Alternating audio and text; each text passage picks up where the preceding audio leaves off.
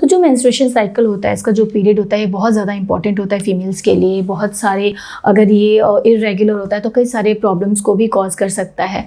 तो इरेगुलरिटी क्या होती है कि अगर जो डेज बिटवीन द साइकिल हैं उनमें फ्रिक्वेंटली अगर चेंजेस आ रहे हैं, कम हो रहा है, ज़्यादा हो रहा है, या जो फिर जो ब्लीडिंग है वो कम हो रही है, हैवी हो रही है, या फिर उसकी जो फ्रिक्वेंसी है वो उसमें कोई ऐसे फ्रिक्वेंटली कोई चेंजेस आ रहे हैं, तो ये होता है कि जो मेंस्ट्रुएशन है वो इरेगुलर है, जो कि कई सारे प्रॉब्लम्स का कारण हो सकता है।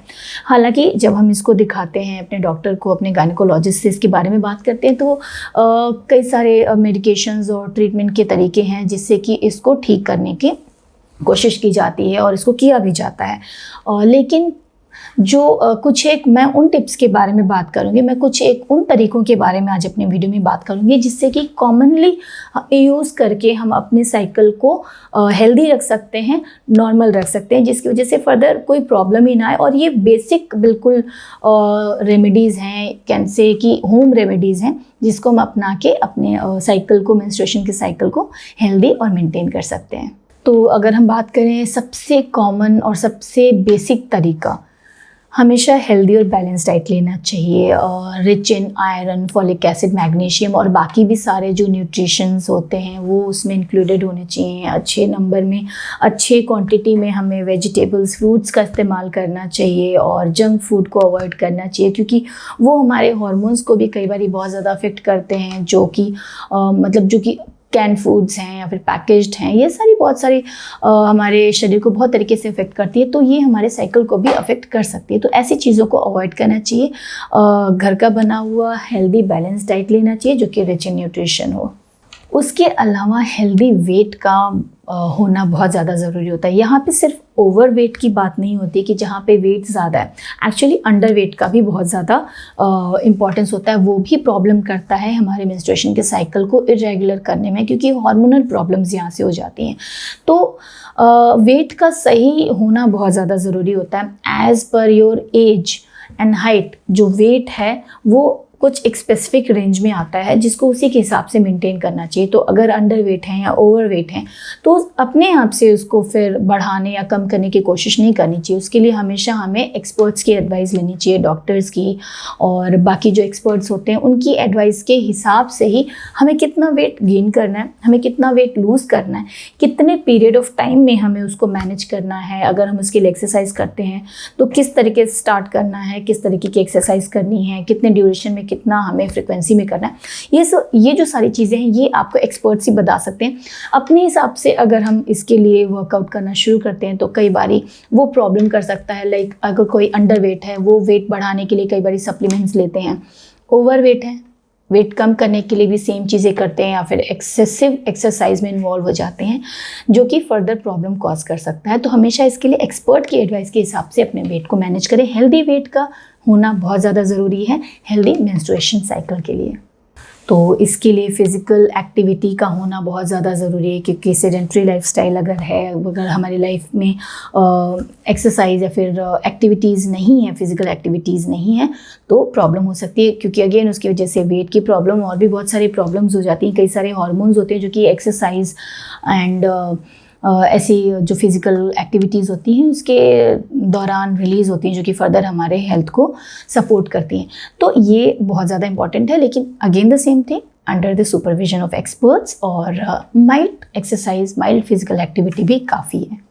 अगर इसी के कंटेक्स्ट में हम बात करें तो योगा का काफ़ी ज़्यादा चर्चा में रहता है। योगा के बारे में काफ़ी ज़्यादा इसके स्पेसिफिक कुछ पोजेज़ होते हैं जो कि हेल्प करते हैं वेट मैनेजमेंट में भी एंड मेंस्ट्रुएशन को भी मेंटेन करने में। कई सारे हैं जिसके लिए आप इसको भी फॉलो कर सकते हैं। साथ ही साथ कुछ एक, अगर हम होम रेमेडीज़ की बात कर रहे हैं तो वहाँ पे कुछ एक स्पेसिफिक खाने के प्रोडक्ट्स हैं जिसके बारे में इन रिसर्च ये पता चला है कि ये मेंस्ट्रुएशन को हेल्दी रखने में काफ़ी सपोर्ट करते हैं, काफ़ी हेल्प करते हैं। जैसे कि अगर पाइनएप्पल है, पपाया है, इसके जो एंजाइम्स होते हैं, इसके जो न्यूट्रिएंट्स होते हैं, ये हमारे जो मेंस्ट्रुएशन से रिलेटेड हार्मोन्स हैं उनको बैलेंस करने में काफ़ी ज़्यादा हेल्प करते हैं। साथ ही साथ जिंजर, सिनेमन और भी टर्मरिक है, गुड़ है, ये सारी चीज़ें जो कि हमारे किचन में ऑलरेडी बहुत ही नॉर्मली अवेलेबल होता है, तो इसके इस्तेमाल से भी काफ़ी ज़्यादा as per research, as per दी राइटिंग्स, कि ये मेंस्ट्रुएशन को मेंटेन करने में हेल्प करता है। इसका भी इस्तेमाल कर सकते हैं, ये किसी भी तरीके के साइड इफ़ेक्ट्स नहीं देते हैं, और प्लस अगर इनके बेनिफिट्स हैं तो वो लेने में कोई परहेज़ नहीं करना चाहिए। साथ ही साथ जो मेंस्ट्रुएशन का टाइम होता है ये बहुत ही ज़्यादा क्रिटिकल टाइम होता है इन्फेक्शंस को इन्वाइट करने में।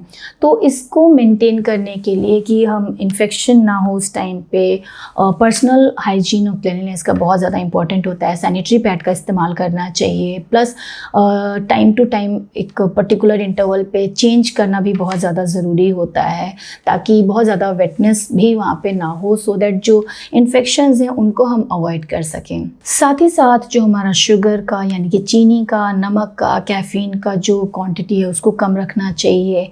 अल्कोहल और स्मोक को बिल्कुल अवॉइड करना चाहिए। स्ट्रेस फ्री रहना बहुत ज़्यादा इंपॉर्टेंट है, क्योंकि मैं हमेशा लगभग हर वीडियो में बोलती हूँ कि स्ट्रेस जो होता है वो किसी भी चीज़ के लिए ट्रिगर फैक्टर, प्रोवोकिंग फैक्टर होता है, तो ट्राई टू अवॉइड स्ट्रेस।